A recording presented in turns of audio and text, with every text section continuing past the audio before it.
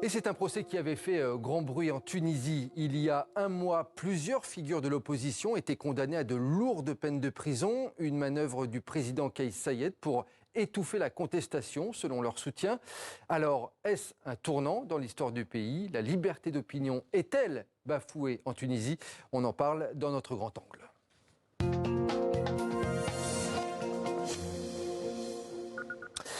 Et pour en parler avec nous, Hatem Nafti, vous êtes essayiste, auteur de Notre ami Kais Saied, essai sur la démocrature tunisienne. C'est à retrouver aux éditions Rive-Neuve. Merci d'être avec nous dans ce 64 minutes. Également à vos côtés, Maître Pierre-François Feltès.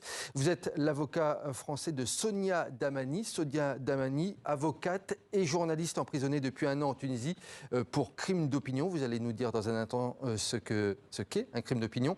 Également avec nous, Ramla Damani, la sœur de Sonia Damani. Merci à vous également d'être avec nous et merci à vous pour le témoignage que vous allez nous livrer dans un petit instant. Je commence avec vous, Hatem Nafti.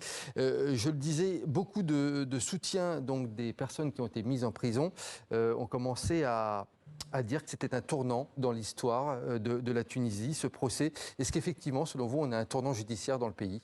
Disons qu'on renoue avec une tradition qu'on pensait avoir abandonnée à la Révolution en 2011, c'est ces grands procès politiques. Si vous prenez l'histoire de la Tunisie post-indépendance, on a eu souvent, à intervalles réguliers, de grands procès visant l'opposition. Donc ça a commencé dans les années 60, ça s'est étalé jusqu'aux années 2000 et ça a touché à peu près toutes les contestations politiques, de l'extrême gauche aux islamistes, en passant par les militants des droits humains. Donc c'est quelque chose qu'on pensait avoir laissé derrière nous, mais même par rapport à ça, effectivement, le procès du complot contre la sûreté de l'État, pour en avoir discuté avec d'anciens prisonniers d'opinion sous Bourguiba et Ben Ali, ils disaient, nous, au moins, nous avions été interrogés par le juge. Les lourdes peines ont été prononcées. C'est pas le cas cette fois-ci ? C'était pas du tout le cas. C'est-à-dire les lourdes peines ont été prononcées sans qu'aucun des 37 accusés n'ait été auditionné par le juge, par la cour, y compris des personnes qui étaient... Parce qu'il y a eu tout un problème avec... on a refusé d'extraire de leurs cellules un certain nombre de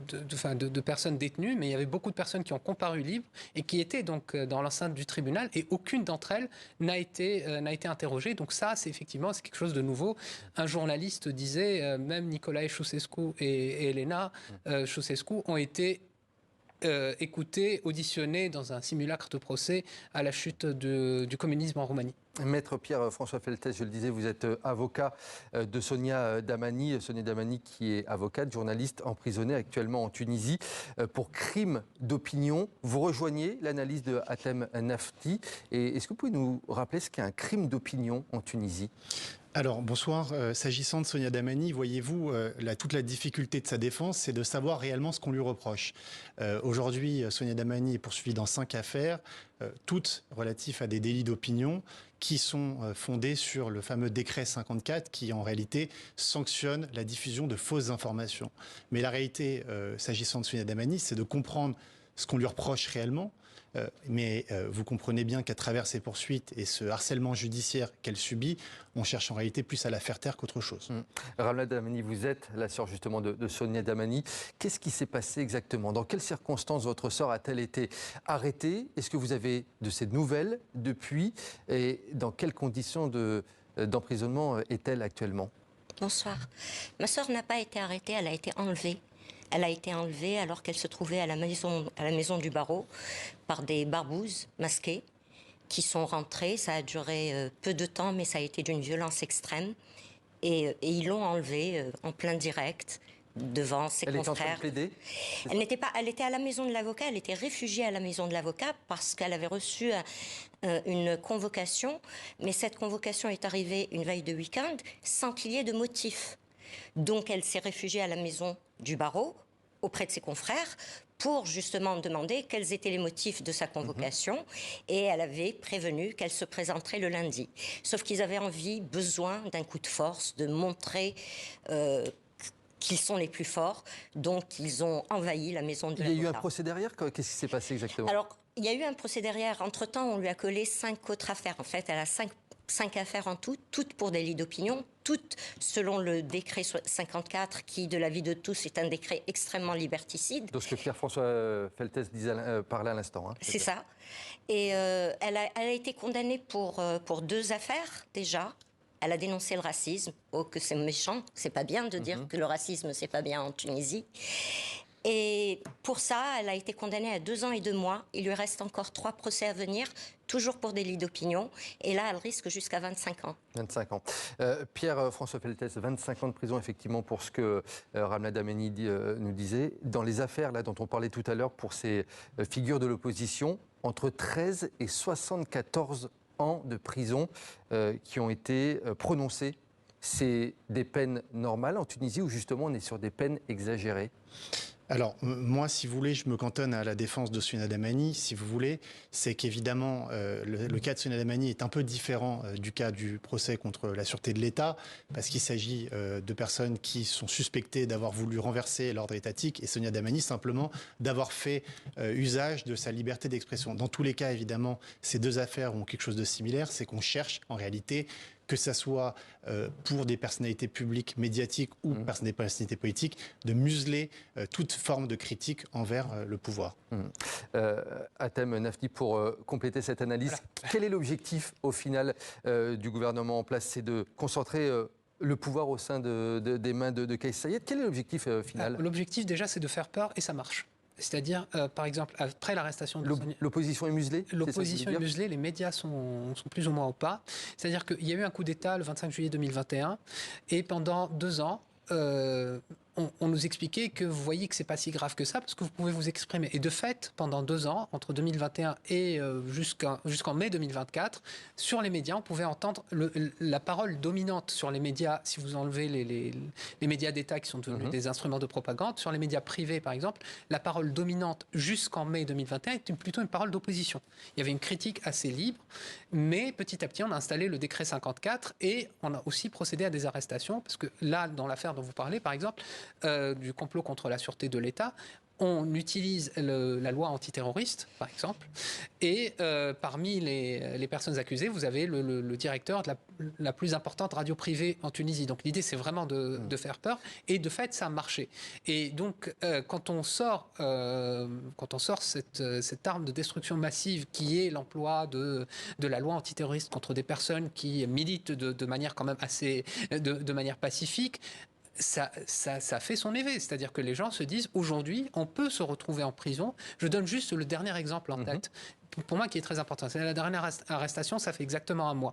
Ahmed Soueb, qui était un ancien juge, qui est devenu avocat, qui a plaidé dans cette affaire, il a parlé de juges qui ont le couteau sous la gorge. Ce qui est vrai, aujourd'hui, la justice est complètement au pas et le juge peut être renversé à n'importe quel moment par décision présidentielle. Donc, juste pour avoir parlé de ça, donc il a utilisé l'expression, ils ont le couteau sous la gorge.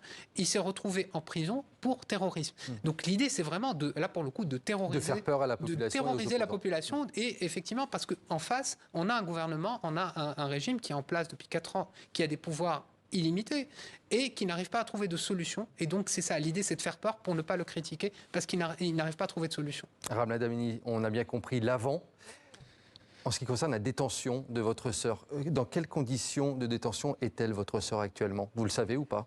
Oui, je le sais parce que des avocats vont la voir, parce que ma famille va la voir 15 minutes par semaine. En Tunisie, on ne se contente pas de priver de liberté. C'est une arme de destruction massive, la prison. C'est-à-dire qu'une personne qui est emprisonnée, on fait tout pour l'annihiler. Elle est dans une cellule complètement insalubre, c'est-à-dire qu'elle vit parmi les rats, parmi les Elle est seule dans sa les cellule bestioles. ou c'est une cellule partagée ? Elles sont 6 femmes, mais ce qu'elle me disait, par exemple, c'est que la délation est une des choses dont elle souffre. Elle n'a le droit de parler à aucun autre prisonnier, si ce n'est les prisonnières qui sont dans sa cellule. Et ces prisonnières sont obligées de rapporter tout ce que Sonia fait et dit. Donc c'est très difficile de discuter avec ses co-détenus dans ce cas-là. Donc c'est une pression permanente lorsqu'on est attrapé par la justice. Elle n'a pas accès aux soins, elle n'a pas accès à des vêtements, elle n'a pas eu accès à des vêtements chauds cet hiver, c'était interdit. Aujourd'hui, elle est complètement ankylosée parce que pendant 23h30 par jour, elle n'a pas le droit de se lever de son lit, pas le droit de bouger dans la cellule. ce sont des conditions très très difficiles. Moi, je n'arrête pas de dire, elle tient le coup, sa tête ne craquera pas parce que c'est quelqu'un qui croit en ce qu'elle fait, mais son corps est en train de lâcher, ça c'est une certitude. Maître François Feltet, je vais vous donner le mot de la fin. Amnesty International a réagi en disant que l'érosion de l'indépendance de la justice en Tunisie est très préoccupante. Mais est-ce que vous êtes préoccupé que la France, que d'autres pays européens ne prennent pas plus position sur ce qui se passe actuellement en Tunisie?